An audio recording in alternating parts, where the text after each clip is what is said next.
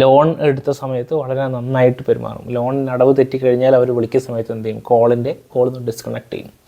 Okay, കേൾക്കണ്ടല്ലോ, പറയണ്ടല്ലോ, ഇതിപ്പം avoid ചെയ്യാമല്ലോ എന്ന് വെച്ചിട്ട് we want to be nice in every situation. അത് മിക്ക സെയിൽസ് ബേസ്ഡ് ആയിട്ട് വർക്ക് ചെയ്യുന്ന സ്ഥാപനങ്ങളും അനുഭവിക്കുന്ന ഒരു പ്രശ്നം പറയാം.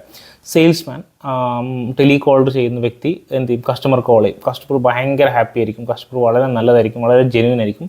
ഫസ്റ്റ് കോൾ വളരെ നന്നായിട്ട് സംസാരിക്കും. നിങ്ങൾക്കും ഭയങ്കര കോൺഫിഡൻസ് ഉണ്ടാവും. നിങ്ങളുടെ സ്ഥാപനത്തിന് ഒരു ഹോപ്പ് കൊടുക്കും, സാർ ഈ കസ്റ്റമർ ചിലപ്പോൾ ഇന്ന് ക്ലോസ് ചെയ്യാൻ സാധ്യതയുണ്ട്. എല്ലാ കാര്യങ്ങളും സെറ്റായിട്ടുണ്ടാവും, നിങ്ങൾ കൃത്യമായിട്ട് എല്ലാ കാര്യങ്ങളും പറഞ്ഞു കൊടുത്തിട്ടുണ്ടാവും. പക്ഷേ കസ്റ്റമർ വാക്ക് തെറ്റിക്കും. ഇന്ന് ക്ലോസ് ആവില്ല, നെക്സ്റ്റ് ഡേ നിങ്ങൾ വിളിച്ച ഫോൺ എടുക്കില്ല, നിങ്ങൾ വീണ്ടും വിളിച്ച ഫോൺ എടുക്കില്ല. നിങ്ങളെ സ്ഥാപനത്തിന് ആരെങ്കിലും വിളിച്ചു കഴിഞ്ഞാൽ അദ്ദേഹം ഞാൻ മീറ്റിങ്ങിലാണെന്നൊക്കെ പറഞ്ഞ് ഒഴിവാവും. ഫൈനലി ആ സെയിൽസ് അവിടെ ഡ്രോപ്പ് ആവും. എൻ്റെ സ്ഥാപനത്തിൽ ഇതേപോലുള്ള സംഭവങ്ങൾ ഉണ്ടായിട്ടുണ്ട്. അപ്പോൾ അതിനെ എങ്ങനെ പരിഹരിക്കാമെന്നുള്ള റിസർച്ചിലാണ് കുറച്ച് ഡീറ്റെയിൽസ് എനിക്ക് കിട്ടിയത്. അത് ഞാൻ നിങ്ങളോട് ഷെയർ ചെയ്യാമെന്ന് വിചാരിക്കുന്നു. അപ്പം ഫസ്റ്റ് സ്റ്റെപ്പ്, നിങ്ങൾ ഇങ്ങനെയുള്ളൊരു സംഭവം ഇങ്ങനെയൊരു സംഭവം ഞാൻ ഈ പറയുന്നതിനെക്കാട്ടി കൂടുതലായിട്ടുള്ള ഇൻഫർമേഷൻസ് നിങ്ങൾക്ക് ഉണ്ടെങ്കിൽ ഡെഫിനറ്റ്ലി നിങ്ങൾക്ക് താഴെ കമൻറ്റ് ചെയ്യാം.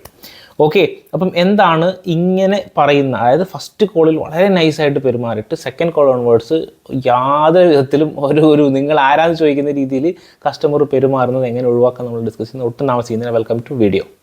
അപ്പം ഫസ്റ്റ് സ്റ്റെപ്പ് മനസ്സിലാക്കേണ്ടത്, നമ്മുടെ ഒരു ബേസിക് ആതിഥ്യ മര്യാദ പോലെയാണ് നമ്മുടെ കോളിന് ആൾക്കാർ കാണാം.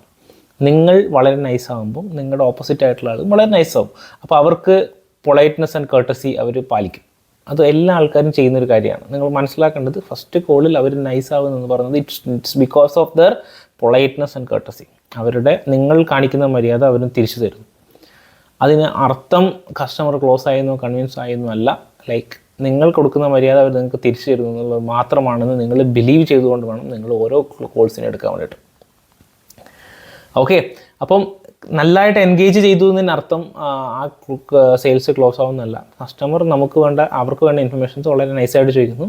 നിങ്ങൾ ആ നൈസായി ചോദിക്കുന്നത് കണ്ടപ്പം നമ്മൾ എക്സൈറ്റഡ് ആയിട്ട് നമ്മൾ എല്ലാ കാര്യങ്ങളും ഓപ്പണായിട്ട് പറയുന്നു. കസ്റ്റമർ എല്ലാ കാര്യങ്ങളും അക്വയർ ചെയ്യുന്നു. അവർക്ക് വേണ്ട കാര്യങ്ങൾ കിട്ടിക്കഴിഞ്ഞാൽ ദേ വിൽ ഗോ.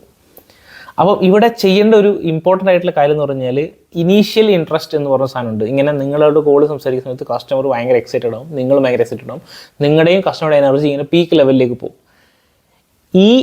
ഇത് എൻഡ് ഓഫ് ദ കോൾ ഇങ്ങനെയാണ് പോകുന്നതെങ്കിൽ ആ എല്ലാ കാര്യങ്ങളും നിങ്ങൾ പറഞ്ഞു കൊടുത്തിട്ട് ഒരു ഫുൾ സ്റ്റോപ്പ് ഇട്ടിട്ടാണ് നിങ്ങൾ ക്ലോസ് ചെയ്യാൻ, ലൈക്ക് ഇനിയൊന്നും ബാക്കിയില്ല സാർ, ഇനി ക്ലോസിങ് മാത്രമേ ബാക്കിയുള്ളൂ എന്ന് പറഞ്ഞിട്ട്, ഇതിൻ്റെ ഇംപ്ലിക്കേഷൻസ് മാത്രമേ ബാക്കിയുള്ളൂ എന്ന് പറഞ്ഞിട്ടാണ് നിങ്ങൾ സ്റ്റോപ്പ് ചെയ്യുന്നതെങ്കിൽ, കസ്റ്റമർക്ക് നിങ്ങൾ എല്ലാ കാര്യങ്ങളും പഠിപ്പിച്ചു കൊടുത്തൊരു മാഷ പോലെയാണ്, ഒരു ലെക്ചറർ പോലെയാണ്.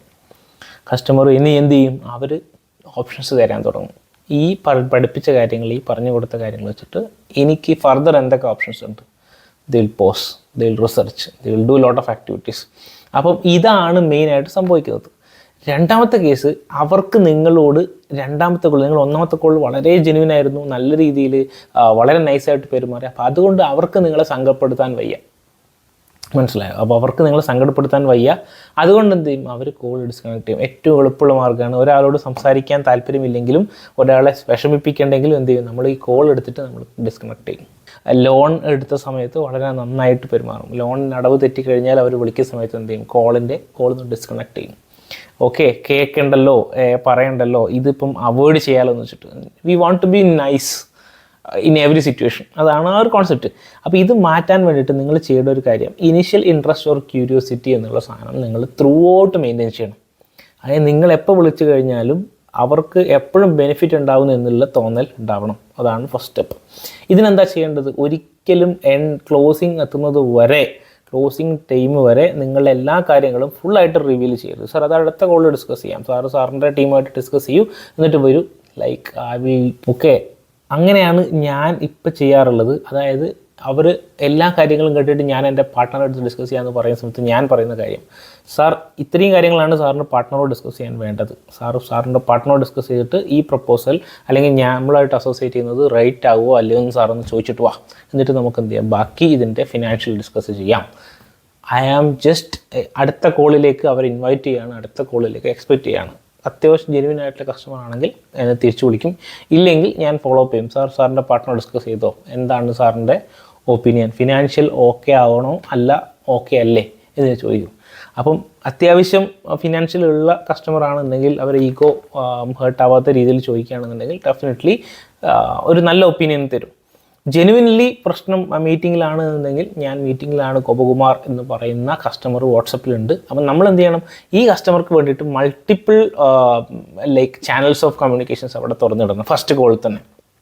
എക്സാമ്പിൾ, ഒരു കോൾ ചെയ്യുന്ന സമയത്ത് എൻഡ് ചെയ്യുന്നതിന് മുമ്പ് പറയണം, സാർ ഞാനിപ്പോൾ സാറിന് വാട്സപ്പിൽ ഹൈ അയക്കും, സാർ എനിക്ക് തിരിച്ച് ഹൈ അയക്കണം.